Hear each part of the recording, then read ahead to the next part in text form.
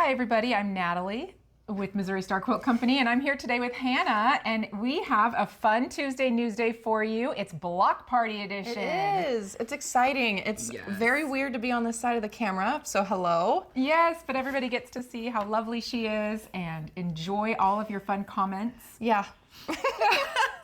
We have fun things to talk about today. Block is one of my favorite projects that I get to work on, and we have some great projects in this upcoming edition. So one that I want to point out is this really cute Mary Engelbright line. We are collaborating with her using her fabric line, but we also had her send us some of her art. So we were able to use her art to create the applique pieces that go with this. Wow. So that is very fun. I've been a Mary Engelbright fan since I was a little kid, and it's just really cool for me to be able to have her art in my magazine. Yeah, that's fair. This is really kind awesome. of a big deal. Yes, that is so cute. I love the little Santa. I like his Isn't little it cute? eyes. Oh, he has blue eyes. Yes, and he has all these cute little French knot polka dots. Wow. It's cute. That is really cute. We also went in and did a little bit with paper piecing. We're trying to stretch our wings and get more into English paper piecing and foundation paper piecing. And so this little pillow, these little witchy hats are part of that. So these are paper pieced, and it's super cute. It's a great beginner-friendly intro into foundation paper piecing. Yeah.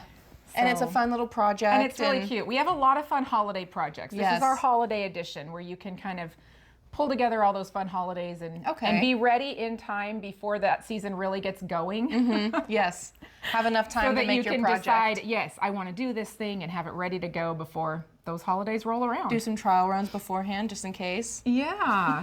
So check this out. This is a door hanger, but you could actually make it a wall hanging or even a table runner if you wanted to. But we have these really cute, help me hold it up. Oh, sorry. Okay. We have these really cute templates that make these little potion bottles. Cute. Look at that. And so we did ours like this. I thought it would be really fun. They kind of look like perfume bottles, or they could be liquor bottles. Oh, geez. Potions? Yes, whatever potion floats your fancy. You can, make up your little wall hanging or door hanger for whatever purpose you like. It's really cute. And I love the books. You could do a lot of fun, like, embroidery on it. It works great on a bookshelf. You could put flowers in them. Yeah. They could be vases instead of potion bottles. That's true. Whatever you decide. They're very cute. I think so too. And then this little pumpkin. So we used our large orange peel to put together this pumpkin. It's made with Woolies flannels. Oh, cute. But it comes together really so easy. soft. It's very soft. You could put a cute little jack-o'-lantern face on it, or just make a whole bunch for your table. Yeah. I think they'd be really fun. So, and then another fun project that we have is our quilted coat.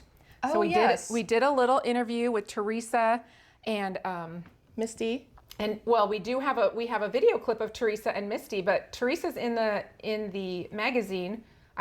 Oh, really? Is there a little article that we did with a pattern for this little quilted vest? And it's super fun. It's so cute. I think they're really cute. They're very popular right now, but they're a lot easier to make than I think they are. So yeah, it looks a little hard. It looks a little scary. Are these edges like hand bound? Is that what they said earlier? So you do a binding, you flip it around and hand stitch it. You could machine stitch it if you wanted to. It could go either way. But yeah, all the edges are bound. And since there's no sleeves or like collar or anything, it's pretty simple. Yeah, it's not too hard. Yeah. Very fun. All right, so let's take a minute. We have a cute little clip from Misty and Teresa talking more about the quilted vest, and then we'll meet you back here. Hey everyone, it is Misty and I am here with Teresa Coates. Teresa, thank you so much for coming on, and helping with this project, because I made a quilt vest for QuiltCon and a whole bunch of you asked me for a pattern, and that was way out of my scope. And so who could I call but Teresa? We had so much fun filming your elemental coat. Totally. And I knew you could make this happen. And so we are going to feature this great reversible quilted vest in Block magazine. So do you want to talk a little bit about how we got to this point and how people can approach this project? Well, it's a really great project, and it's sort of just an alter to the quilted coat. Sure. It is such the rage, and a quilted vest is really simple and easy. So this is even easier because there's no sleeves. Exactly. Right? It is reversible, so you just quilt two fabrics together, however you want to do it. And there's a couple of different neckline options. So we've got like the V-neck, and we've got the all the way up to the kind of top crew neck. Yeah. More like a crew neck. Yeah. Yep. And pockets are optional. So and cute. It turned out really good, and it really was just kind of playing around with things and seeing how it would work, and what do I want here, and how would I wear a vest. Yeah. I really like it, and there's a ton of options depending on Absolutely. what fabrics you use, what batting you used. All of that. I think it's going to be great. Yeah, I think so too. And so if you've never made a quilted clothing item, this is for sure a great place to start. It's a quick project. It doesn't take a lot of time. And all of the edges are just bound like you would a normal quilt. So you can do that by hand or by machine. It's all things that you know, so don't be afraid. Yeah. It's worth trying. Absolutely. So thank you again, Teresa, and you will be in great hands because she is, a wizard when it comes to these things. So I had to pass it off to the expert. But I hope you guys will check it out. And like I said, it's in this issue of Block. All right. Well, it was fun to hear from Misty and Teresa. Yeah. They are such great gals. I love them, Yes. obviously. So we have a couple other fun things in the magazine that we talk about. One of the things that we're discussing is quilting through the generations. Oh, cool. And that's partly why I invited you to be on here today, because it's really important for us to pass down quilting to our daughters and our friends and share that talent. just knowledge. Sharing Yes. knowledge is Well, a big and thing. we all know how healing quilting can be for us. Yes. And yeah. so, why would we gatekeep that? Like, let's share it with the whole world and teach everybody that we love to enjoy what we enjoy. Yeah. Learn the skills. And what do you think? Do you enjoy quilting? Yeah, I enjoy quilting. I don't do it as often as I probably would like to or should, but I do. Oh, it's not a should thing. This I is know. something you do for joy. That's true. I Don't feel bad about it. I really like doing stuff with my hands. I have a hard time wanting to drag a whole Do quilt you remember across. anything that helped you when you first started learning? Honestly, just kind of going for it. I don't know. I don't know if this is a Grandma Jenny thing or if it's a you thing, but I very much am just like, I'm going to go and make a ton of mistakes and eventually it'll all work out and be fine. Right. Yes. My one seam might be like this, like, and all wonky and have like curves, but I can flatten that out. Well, kinda. the thing is if you have to be willing to be very bad at something in order to get very good at it. You have to be willing to take that risk and practice and make mistakes and then keep going, right? Yes. So one of the things I remember from when I first started quilting is I didn't know about the 1/4 inch. I knew about, I had sewn a lot of garments, and so I was doing 5/8 inch seams on everything. And then I squared my half square triangles, which was great. They looked so beautiful, but then nothing fit. So I tried to sew my whole quilt together with a 5/8 inch seam and squared half square triangles, and it looked awful. Well, I mean, if you make But the same I mistake, love it. I love it. If you make the same mistake over and over, eventually it's not a mistake anymore, and it's just a new pattern. This one really, like, the lines and the rows did not meet. Oh, And I no. just finished it. I finished it and called it good because it's a sign of my early journey. It's part of my learning process. Yeah, it's like a sketchbook. Don't throw away your earliest Right. drawings because that shows your Progress. That's right. Yeah. So I can look back on that and be proud of myself. Proud of where I am now. Yeah, that's really cool. Another thing that I love about the magazine is our Quilters Test Lab. Oh, yes. So we like to pull together several different products, talk about the pros and cons and why you would use one thing versus another thing. And so this Blocks issue is all about batting.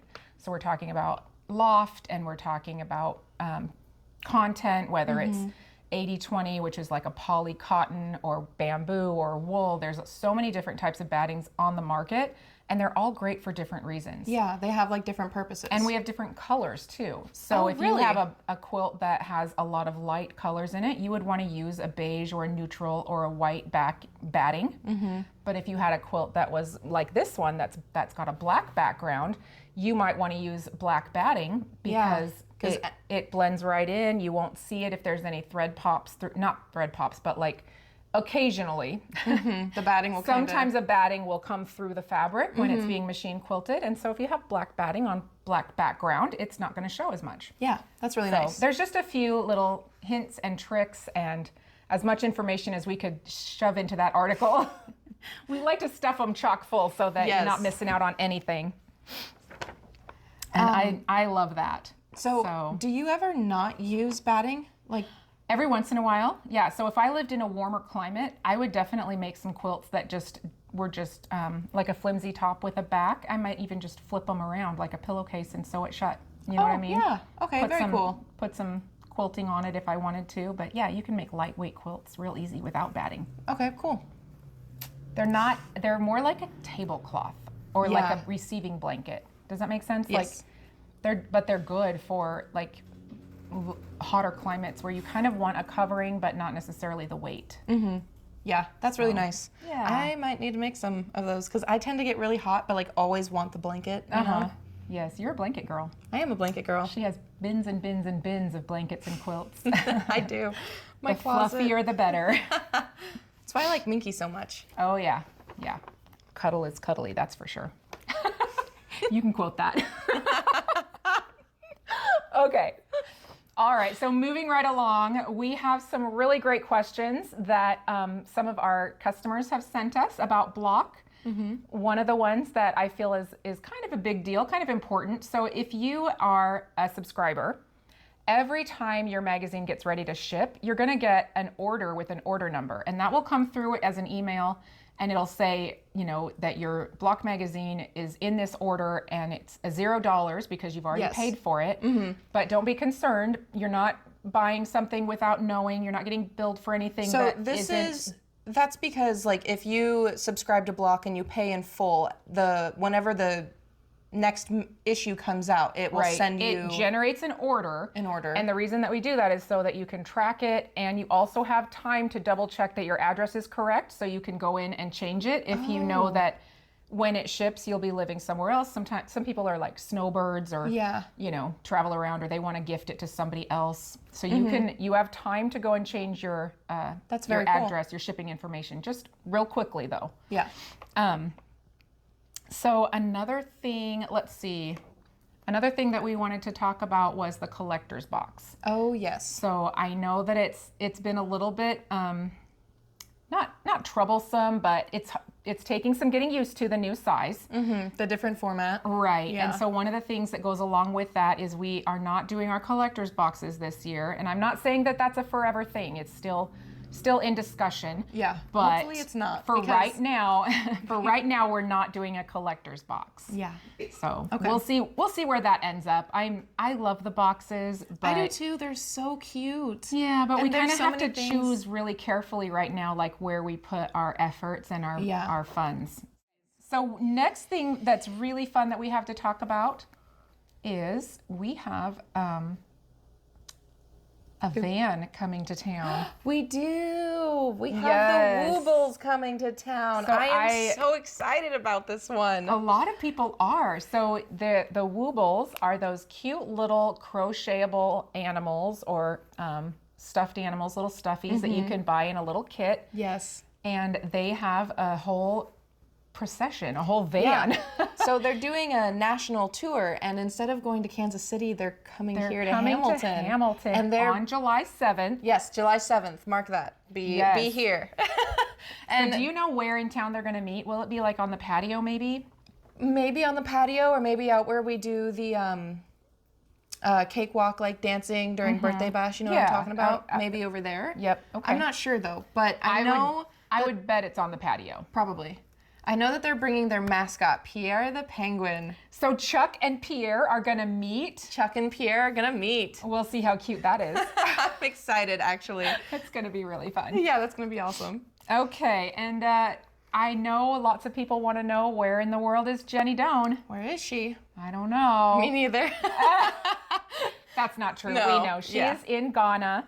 And she is making quilts like crazy out there and just living her best life. And we are going to get to see her very soon. When is she supposed to come home? She will be home before the next birthday bash next year in 2026. My gosh. Sometime in between, I think, August and September, she'll be home. Okay, very cool. Yeah, that's so exciting. I can't wait to see her again. The time is ticking by. I know for us it seems like a really long time, but it's actually going pretty fast. It is, yeah. We will have her back with us very soon. Yeah, she's been gone in Africa for a year now. Almost a year. It's getting close. It won't be a year until right after Birthday Bash because she left right after. That's right. October. That's right.